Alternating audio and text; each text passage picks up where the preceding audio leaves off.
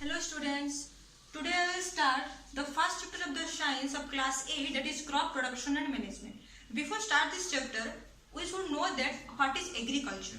The agriculture is the science or the practice of the farming, including cultivation of the soil for growing of crops and rearing of animals to provide food, wool and other products. Means agriculture ये एक practice of farming है including कल्टीवेशंस means cultivation करके हम क्या करेंगे crop को grow कर सकते हैं. उसके साथ साथ एनिमल से जो हमको मिलता है, क्या मिलता है एनिमल से? मिल्क, फ्लेश, ये सब जो मिलता है. देन हम क्लॉथेस, फर्नीचर जो सब भी मिलता है वो हम क्या एनिमल से हम पा सकते हैं. Animals farming like cattle farming, poultry farming. You should know that the all living organisms make their own food, so they are called as autotrophs, and other animals like human beings are depend upon the plants, so they are called heterotrophs. Then the first questions arise, then why do we have to eat food? हम food हम क्यों खाते हैं? You know, हमारा जो human body में बहुत सारे प्रोसेस है, chemical processes like excretion, digestion, respiration, ये सब के लिए एनर्जी चाहिए और this energies are comes from this food, so we have to eat food. Then start a crop.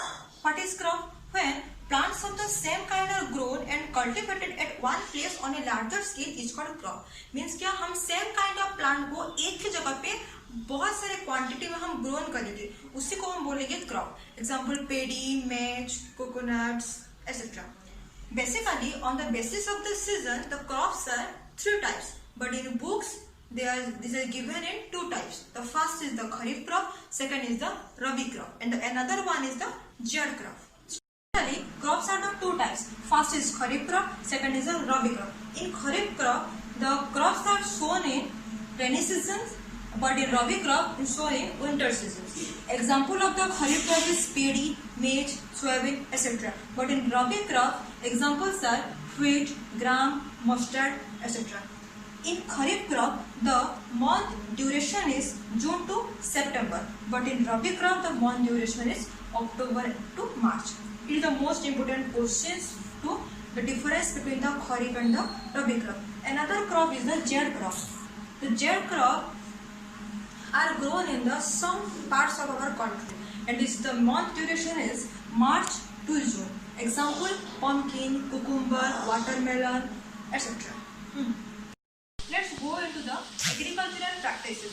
Total stage is the 7th step. The first step is the preparation of the soil, then sowing, then adding manure and the fertilizer, irrigations, weeding, harvesting and the storage. हम अभी क्या करेंगे, हम एक के बाद एक describe करेंगे. First step is the preparation of the soil. The first step before the growing of the crop is to turn and the loosening it. हम क्या करेंगे, पहले सॉइल को प्रिपेयर करने से पहले हम क्या करेंगे, मिट्टी को पहले हम लूजन करेंगे, टर्निंग और लूजनिंग करेंगे. And this process is called as the plugging or tilling. And this allow the penetration of the root deep into the soil. पर ये क्या करेगा, इसकी हेल्प से हमारा जो प्लांट्स का जो रूट अंदर तक जा पाएगा. And वहाँ पे loosening the soil helps in the growth of arthro and microbes present in the soil, which leads to the addition of the humus to it.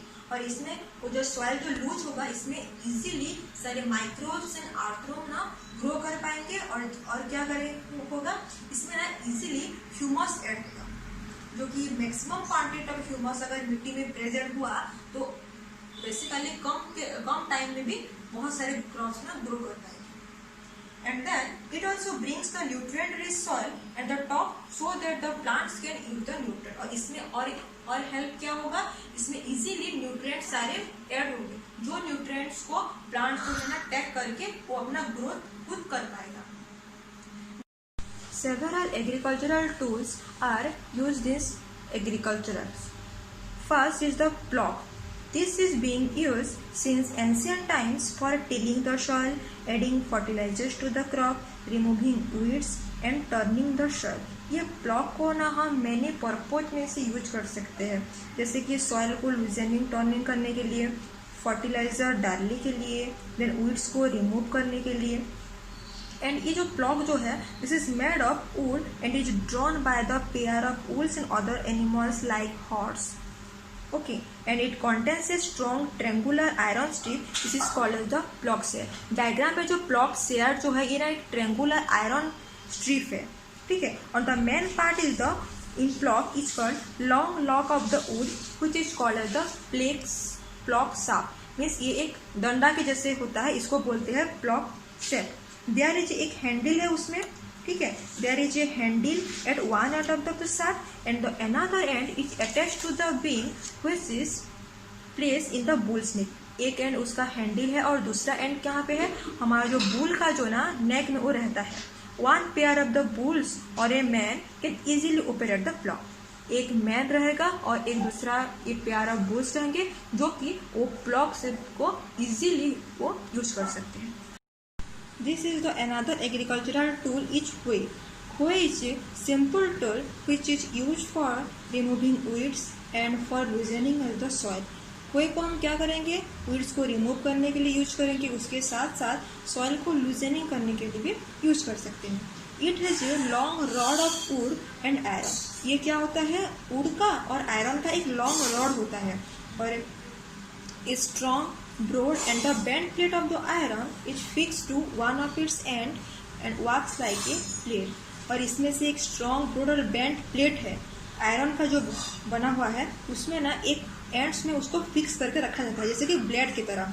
And it is pulled by the animals. और वो ना सारे animals जो भी animals है उसमें वो पुल करते हैं. तो अनदर इज द कल्टीवेटर.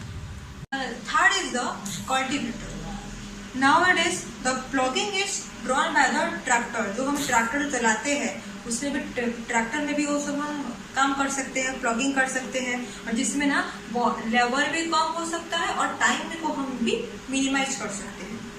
ये हो गया preparation of the soil. The second step is the sowing. The first क्या है, good qualities of the seeds are selected and sown in the field. हम फर्स्ट क्या करेंगे, good qualities of the seed को पहले हम शो करेंगे. कैसे गुड क्वालिटी हम कैसे हम पहचाने, वो सीड्स जो है ना क्लीन एंड हेल्दी होना चाहिए. Then appropriate distance is to kept between the seeds that is important for the overcrowding. देन हम क्या करेंगे, सीड को डिस्टेंस मेंटेन करके हम शो करेंगे.